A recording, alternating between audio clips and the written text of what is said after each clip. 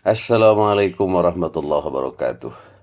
Luar biasa ya, reaksi, respon, komentar, video-video pembahasan dari debat antara Muhammad Nurudin dengan Guru Gumbul itu. Sangat menarik. Saya jadi akhirnya tidak bisa lepas dari perhatian ke situ ya. Padahal awalnya cuma nonton, kemudian ya memang banyak di pikiran saya yang ingin saya komentari gitu. Saya itu melihat kedua orang ini netral ya. Kepada Muhammad Nurudin saya baru tahu di perdebatan itu ada orang itu gitu. Jadi baru tahunya saat itu. Ke Guru Gembul saya itu subscriber sebetulnya. Sudah lama gitu. Saya suka video-videonya yang wawasannya luar biasa ya, pengetahuannya banyak bacanya ya. Kemudian narasinya bagus, kemudian artikulasinya bagus ya. Tapi kan yang namanya manusia ada kelemahan-kelemahan tentu saja, dan itu yang saya temukan belakangan yang dimulai pada saat dia berdebat dengan Gus Wafi di Robitoh Alawiyah. Nah, di situ saya perhatikan video itu menarik, sebuah perdebatan, tapi saya menemukan kejanggalan-kejanggalan, kekeliruan-kekeliruan pikiran Guru Gembul tentang metode ilmiah, tentang tradisi ilmiah menurut saya. Lalu kan saya sudah bikin videonya, saya kritik dan lumayan viral gitu, lumayan menyebar dan dianggap banyak mencerahkan gitu kan. Kemudian banyak yang suka video itu. Nah, tapi secara pribadi saya kepada kedua orang ini saya tuh nggak ada apa ya. Iya, pertama nggak kenal, kedua nggak ada keberpihakan gitu. Cuma saya akan mengomentari, mengoreksi, mengkritik hal-hal yang menurut saya nggak benar, yang menurut saya keliru, yang menurut saya ini salah gitu. Yang tadinya saya suka kepada Guru Gembul, ya lalu saya temukan kesalahan-kesalahan berpikirnya. Tetap kesukaan saya tidak luntur gitu, karena nggak ada masalah pribadi gitu. Malah saya kalau ketemu pengennya ngobrol sama dia, ngobrol bareng gitu ya. Tapi soal pertengkaran pikiran ini kan kebutuhan kita sebagai makhluk yang berpikir gitu, dan itu mengasihkan gitu. Yang penting tidak dibawa ke pribadi, tidak menjadi tidak fanatik, tidak menjadi kebencian kan gitu. Kemudian tidak menghalangi objektivitas dan sebagainya gitu ya. Nah, jadi dari video-video yang berkembang terus makin banyak komentar tentang perdebatan itu, saya tuh ada ide lagi, ada ide lagi, ada muncul lagi gitu yang tadinya tidak terpikirkan jadi ingin membahasnya karena ya menarik untuk diterangkan gitu, menarik untuk dijelaskan, yang harapan saya satu saja, mudah-mudahan bermanfaat. Ya, misalnya ini nih ya, banyak sekali komentar, bahkan ada video yang menyebutkan ya, menjudge Muhammad Nurudin itu tidak etis ya, tidak etis, sombong, banyak kalimat menyerang, misconduct, arogan, menjatuhkan dan sebagainya gitu. Saya perhatikan video itu selama 2,5 jam. Saya nonton sampai tuntas gitu, dan saya tidak menemukan kata-kata dia yang menyerang pribadi yang tidak etis dalam perdebatan itu. Jadi saya cukup kaget ketika menemukan, loh kok banyak serangan ke dia karena dia dianggap menyerang pribadi, tidak etis, sombong, arogan, kata-katanya menjatuhkan dan sebagainya. Saya jadi berpikir, apakah mereka nggak tahu esensi perdebatan? Gitu. Itu kan debat. Gitu. Bagaimana tidak dikatakan debat? Pertama, kan Guru Gembul yang menantang pertama kali. Ayo kita debat, ayo saya lawan debat siapapun yang mau berdebat dengan saya. Dan tantangan Guru Gembul itu termasuk kepada saya. Cuma saya belum tertarik untuk meresponnya gitu. Ya, jadi itu tuh perdebatan, bukan diskusi, bukan musyawarah, bukan rapat gitu. Apalagi majlis taklim berdoa bareng-bareng begitu ya. Jadi atas komentar-komentar yang mengatakan bahwa Ustadz Muhammad Nurudin itu menjatuhkan, tidak etis, misconduct, arogan, sombong, ya tidak pantas dan sebagainya, saya bilang nih yang mana kata-katanya? Karena selama dia berdebat itu, berdiskusi terbuka itu nggak ada serangan ke pribadi, nggak ada ad hominem, nggak ada gitu. Yang ada adalah saling menguatkan, menjatuhkan di dalam berdebat. Dan itu biasa dalam debat itu begitu. Ya kalau tidak begitu bukan debat namanya.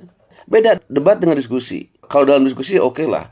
Kalau debat itu ada nuansa untuk mencari menang dan saling menjatuhkan, dan itu wajar karena memang namanya debat. Cuma mungkin jangan keterlaluan, yang kedua jangan ke pribadi, itu saja. Ya. Apa Anda nggak melihat selama ini Rocky Gerung bagaimana mendungu-dungukan orang dalam perdebatan-perdebatannya di televisi? Ya, kan nggak jadi masalah. Malah dia disukai orang dan menjadi favorit di berbagai acara perdebatan, acara diskusi, sehingga banyak sekali masyarakat Indonesia yang mengatakan tidak ada kemeriahan kalau tidak ada Rocky Gerung berperan dalam perdebatan. Maka keluarlah ungkapan no Rocky, no party. Kan gitu. Tidak ada kemeriahan diskusi tanpa Rocky Gerung. Tidak ada daya tarik diskusi dan debat tanpa Rocky Gerung. Tidak ada pencerahan tanpa Rocky Gerung. Kan begitu. Jadi debat-debat Roky Gerung itu sudah bukan lagi menjatuhkan, sudah sangat ganas, pedas. Dia mengatakan kata-kata yang bagi sebagian banyak orang, apalagi orang Indonesia, mungkin orang Timur, tidak layak diucapkan kata-kata dungu, ya. Kata-kata dungu, bahkan yang terakhir yang sangat mengagetkan banyak orang, yang membuat orang kaget luar biasa keberaniannya mengatakan presiden sebagai bajingan tolol gitu. Tapi Roky Gerung punya argumen. Dan itu sering diulang-ulang bahwa yang dia serang, bahwa yang dia kritik, bahwa yang dia hujat itu presiden. Jabatan publik yang diamanatkan oleh rakyat kepada Jokowi, jabatannya presiden. Nah, presidennya itu adalah wakil rakyat, utusan rakyat atas perintah rakyat. Jadi presiden wajar dihujat, dikritik, digoblok-goblokan kan gitu, disebut bajingan tolol. Itu argumen Roky Gerung sehingga dia selalu lolos dalam semua kasus hukum yang dilaporkan kan gitu, kan dia punya argumen yang kuat dan masuk akal betul. Pejabat publik itu adalah untuk kepentingan rakyat, diangkat oleh rakyat, digaji oleh rakyat, dan itu utusan rakyat, bawahannya rakyat. Yang namanya bawahan kalau menyimpang, kalau salah bekerja, apalagi dengan sengaja, kemudian tidak mensejahterakan rakyat, tidak amanatkan, wajar rakyat sebagai atasannya memarahi, membentak dia, berkata-kata kasar, kan wajar. Ya, jangan bawa perasaan. Kalau perasaan ya bukan demokrasi namanya, kan begitu. Yang penting argumentasi. Dia sendiri sering mengatakan, hidupkanlah percakapan dengan argumentasi, bukan dengan sentimen, bukan dengan emosi, kan begitu. Nah, kembali ke perdebatan. Jadi pertama, saya sendiri pribadi tidak melihat ada kalimat-kalimat ungkapan tajam ya yang menyerang pribadi atau ad hominem dari Muhammad Nurdin kepada Guru Gembul. Saya ini pengamat dan saya sering menjadi editor gitu, editor kalimat, editor kata-kata, editor buku, editor tulisan, editor percakapan, sudah biasa gitu. Dan saya tidak menemukan Muhammad Nurdin mengeluarkan kata-kata yang tidak etis dalam diskusi itu. Kalaupun ada kata-kata yang sifatnya menjatuhkan, kalau konteksnya argumen, ya nggak apa-apa, itu namanya debat gitu. Misalnya ketika dia membaca teks bahasa Arab, tahu nggak Pak Gembul? Kan Guru Gembul langsung menjawab, enggak kan. Nggak ada masalah, dia aja nggak sakit hati. Dan itu menunjukkan kelemahan dia dalam referensi gitu. Walaupun sebetulnya ya kelemahan soal referensi bukan ukuran kalahnya perdebatan. Karena debat itu di pikiran, bukan soal di referensi, di argumentasi gitu. Jadi di mata saya yang namanya diskusi ilmiah, ya, diskusi ilmiah, perdebatan, berpikir ilmiah tidak harus selalu mengutip referensi, tidak harus selalu membawa referensi yang banyak. Buat apa referensi yang banyak, kutipannya banyak, tapi menyimpulkannya salah, pikirannya salah, kan menjadi masalah. Roky Gerung dalam diskusi perdebatan di TV-TV, kapan dibawa referensi? Cuma dia kadang-kadang menyebut buku yang dia baca sebagai penguat saja, kan begitu. Jadi dalam diskusi perdebatan ya tidak perlu itu sebetulnya mempertontonkan banyak referensi. Yang penting itu kekuatan argumen. Cuma ini psikologinya saya menangkap gitu ya. Guru Gembul sudah merasa down oleh parade kutipan dan referensi yang ditampilkan oleh Muhammad Nurdin. Seharusnya kalau menurut saya tidak harus begitu. Itu karena yang penting itu bagaimana mengarahkan, membuat suasana diskusi terarah pada dia, lalu argumentasinya diakui ya, sehingga dia di atas angin. Kalau saya begitu gitu. Jadi bagi saya referensi banyaknya kutipan bukan ukuran kekuatan argumen, bukan. Karena kita memang harus berpikir mandiri. Setelah sekian banyak kita mengutip buku-buku, referensi, ditayangan segala macam, tetap kuncinya di kemandirian berpikir, dan itu yang dimiliki oleh Roky Gerung. Itu. Ya. Nah, itu pandangan saya tentang perdebatan, diskusi hubungannya dengan referensi. Bahkan saya dulu pernah mengkritik ya di kampus ini. Dalam sidang-sidang ya, dalam sidang-sidang S1 dulu itu tahun 90-an ada aturan mahasiswa yang sidang skripsi harus membawa referensi yang dia kutip dalam skripsinya. Saat itu saya protes, buat apa? Nggak perlu. Karena yang penting di dalam menulis skripsinya itu sudah memenuhi standar ilmiah, sudah menyebutkan sumber-sumbernya, bahwa sumber-sumbernya ada atau tidak, dibawa atau tidak penting. Yang penting etika dan metodologi keilmuannya benar, teorinya benar, penulisan referensinya benar, bahwa referensinya itu ada atau tidak ada, dimiliki atau tidak, di rumah ada atau tidak, ya, milik dia atau bukan, nggak penting kan. Sebab dalam sidang tetap saja akhirnya argumen, tetap argumentasi yang menentukan. Dalam debat juga sama, dalam diskusi juga sama. Bagi saya referensi itu bukan ukuran. Andaikan saya hadir di situ atau saya menjadi peserta debat, insya Allah itu bisa saya arahkan bahwa itu bukan jaminan kemenangan dan kehebatan sebuah diskusi atau perdebatan gitu. Dan saya bisa mengidentifikasi ketika seseorang lawan debat saya misalnya sedang mengutip kata-kata, kalimat, buku-buku referensi, saya bisa mendeteksi sebetulnya apa yang sedang dia jelaskan itu. Bisa mendukung pada diskusi, bisa mendukung pada argumennya, menguatkan argumennya, bisa juga tidak sebetulnya. Nah, itu ketajaman berpikir di situ diperlukan, gitu. Ya, karena bisa jadi orang itu mengutip banyak referensi, mengutip banyak kutipan, tapi tidak tepat sebetulnya. Ketika dia menafsirkan tidak kena kepada topik diskusi atau tidak mendukung argumen dia sendiri, kan begitu. Jadi referensi itu bukan ukuran, kutipan-kutipan itu bukan ukuran. Sebab antara referensi, antara kutipan, antara buku-buku yang dibaca dengan seseorang, dengan pembaca itu ada gap di situ. Di situ ada tafsir, ada subjektivitas, ada gap yang bisa berbeda gitu. Ya. Itu pandangan saya tentang referensi. Jadi kembali lagi kepada perdebatan itu. Saya tidak menemukan kata-kata Muhammad Nuruddin sekali lagi yang menjatuhkan secara tidak etis kepada Guru Gembul. Yang dikatakan semuanya wajar dalam konteks perdebatan. Bahkan bisa lebih tegas dan lebih keras lagi dari itu kalau mau sebetulnya. Yang penting argumentasi, dasarnya argumen, dan menjatuhkannya itu dalam konteks argumen untuk menguatkan argumen dia sendiri. Itu namanya debat. Kalau diskusi ya bisa jadi tidak begitu. Diskusi itu mencari solusi, mencari pemecahan, mencari kesepakatan bersama untuk tujuan yang diharapkan oleh para peserta diskusi itu. Itu kan begitu. Kalau kata-katanya harus halus, harus sopan, tidak boleh mengkritik, tidak boleh menjatuhkan. Itu bukan debat atau itu merapat kalau begitu mah. Ya. Nah ini jadi orang banyak tidak memahami perdebatan, ya, tidak memahami esensi perdebatan. Debat itu untuk mencari menang dan saling menjatuhkan. Tapi dengan argumen, bukan dengan sentimen, kan begitu. Jadi yang dikatakan, diungkapkan oleh Muhammad Nuruddin di situ, ya, itu tidak ada yang melanggar etika, tidak ada yang misconduct seperti dituduhkan beberapa orang, arogan, sombong, kemudian wah macam-macam tuduhannya. Saya melihat gitu ya, ini kayaknya yang berkomentar begitu ya para pendukung Guru Gembul atau yang lebih simpati kepada Guru Gembul. Nah, itu tuh salahnya. Yang simpati pada Guru Gembul atau bahkan fanatik. Nah, itu bahayanya fanatik itu. Menghilangkan sikap kritis dan menghilangkan objektivitas. Saya menyaksikan perdebatan itu ke Muhammad Nuruddin saya nggak kenal, ke Guru Gembul bukan teman, bukan sahabat. Ya kenalnya hanya di media sosial kan begitu. Jadi kalau dia benar akan saya dukung, kalau dia salah akan saya kritik. Sama juga dengan Muhammad Nuruddin. Jadi nggak ada berpihakan pribadi begitu. Sehingga kita bisa melihat masalah secara objektif gitu ya. Jadi ini pandangan saya. Anda terserah kalau menilai dalam perdebatan itu ada kata yang tidak etis, yang tidak pantas, menjatuhkan secara tidak bermoral, macam-macam gitu ya. Yang saya lihat nggak ada itu. Kan begini, bahkan dalam perdebatan itu harus disiapkan satu situasi argumen di mana lawan kita itu jatuh gitu, kalah telak gitu. Harus begitu. Namanya juga debat, bukan diskusi gitu. Jadi dalam perdebatan itu selain kekuatan argumen juga psikologi, cybornya harus ada dan itu sah gitu. Itu legal dalam perdebatan. Itu namanya strategi. Ya kalau hanya kekuatan argumentasi tapi strategi tidak dipakai, ya bisa kalah tetap dalam perdebatan itu.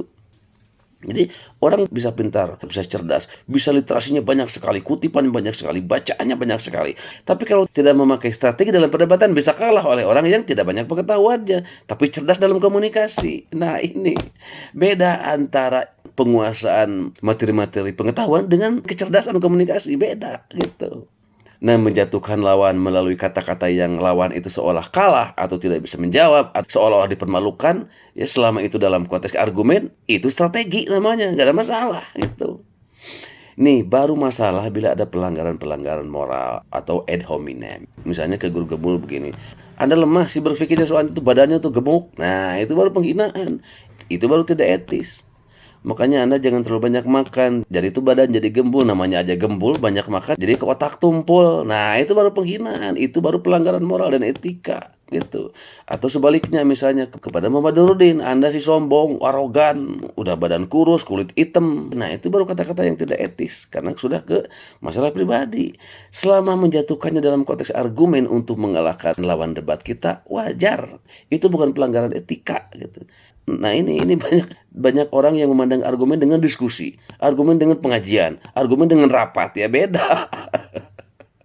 Beda urusannya Akang ya. Debat itu harus begitu. Yang penting tadi kata saya pertama tidak keterlaluan, yang kedua tidak ad hominem menyinggung pribadi, yang ketiga kata-katanya tidak terlalu kasar-kasar amat ya, tapi betul-betul dalam konteks argumen, menjatuhkan argumen lawan. Debat tuh begitu soalnya. Jadi kalau tidak mau begitu ya jangan berdebat, diskusi saja atau ngobrol atau silaturahmi sekalian supaya kata-katanya semuanya manis, semuanya baik-baik, semuanya saling mendukung, saling memberikan nasihat gitu.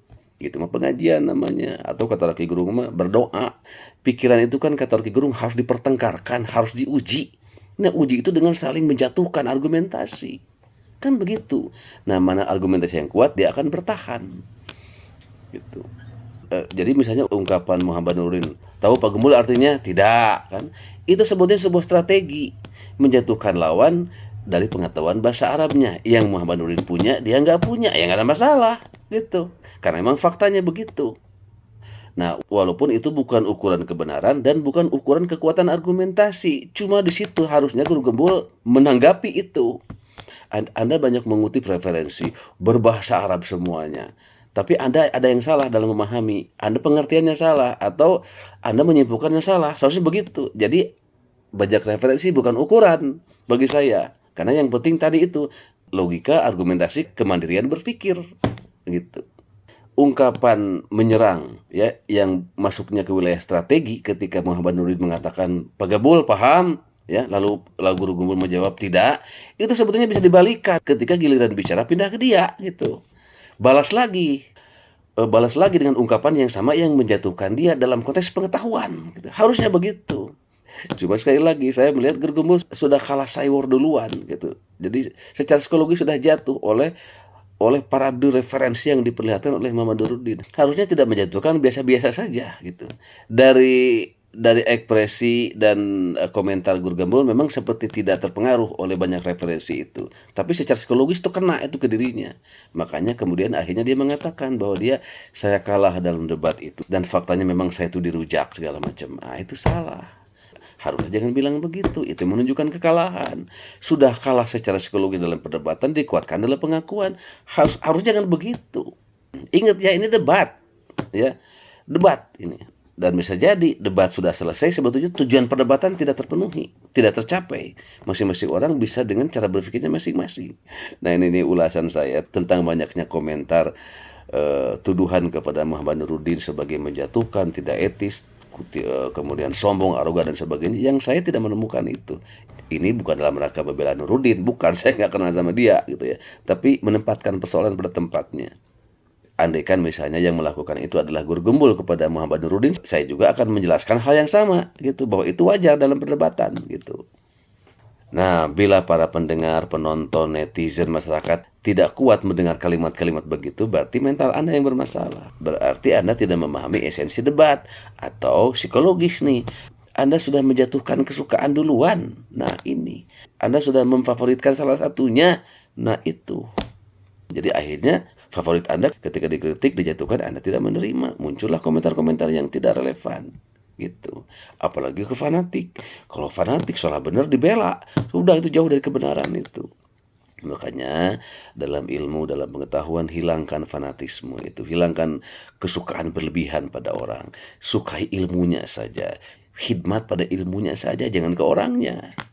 Kalau ke orangnya salah nanti menimbulkan fanatisme, pemujaan berlebihan, favoritisme yang menghilangkan objektivitas, menghilangkan daya kritis, dan menimbulkan sikap salah benar dibela akhirnya. Kan gitu. Ya. Jadi fanatisme, keberpihakan, kesukaan duluan kepada seseorang itu jangan ditumbuhkan. Orang itu ada kelebihan masing-masing, juga ada kelemahan-kelemahan dan kesalahannya. Jadi kalau kita bisa menjaga objektivitas gitu ya, ketika orang yang kita sukai itu misalnya diserang atau ketahuan kekurangannya, kelemahan argumentasi, kelemahan ilmunya, kita biasa-biasa saja, nggak ada emosi dan ikatan apapun. Jadi akal sehat kita tetap hidup. Nah, itu ya. Nah, itu komentar saya, jadi seruan saya atau himbauan saya lah, masukan gitu ya. Dalam menghadapi, melihat, menonton perdebatan siapapun ya, hilangkan subjektivitas, hilangkan keberpihakan dulu sebelum berdebat, hilangkan kesukaan berlebihan, hilangkan fanatisme ya, hilangkan favorit dan fanatisme. Itu menghilangkan objektivitas, menghilangkan daya kritis ya, dan Dan bahayanya kita tidak mau menerima kebenaran dari orang lain, dari pihak-pihak yang menyerang favorit kita, idola kita, dari pihak-pihak yang membuktikan kesalahan favorit kita gitu. Nah itu bahayanya. Jadi mari kita jaga objektivitas berpikir, kesukaan pada orang pada ilmunya saja, bukan pada orangnya. Hilangkan favoritisme, apalagi fanatisme. Itu merusak pikiran dan hati kita semuanya. Fanatisme itu hanya kepada Allah, Rasulullah, nilai-nilai kebenaran dan orang tua. Ibu tuh fanatik mah. Ya, terima kasih. Assalamualaikum warahmatullahi wabarakatuh.